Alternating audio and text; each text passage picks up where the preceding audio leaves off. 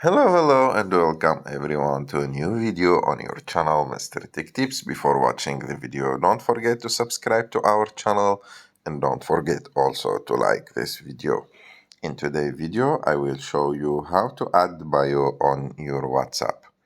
So to do this, you just need to go and open your WhatsApp account, and after that, go and click on the three dots on the top right of the screen.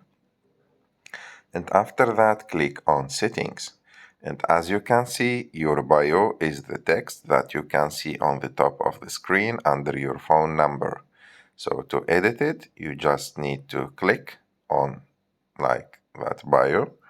And after that, as you can see, you have your name, about, phone, and links.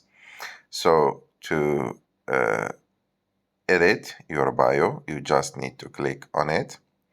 And after that, as you can see, there is pre-selected bios like available busy at school, at the movies, etc. And you can set your bio by yourself by clicking on the pen which is on the right of your bio. Click on it. And as you can see, this is my bio and I can edit it and write whatever I want, but of course I have character limit. The character limit is 139 characters. You can write whatever you want. For example, I will write good morning. And you can choose also if you want to put some emojis there. I can put an emoji like that.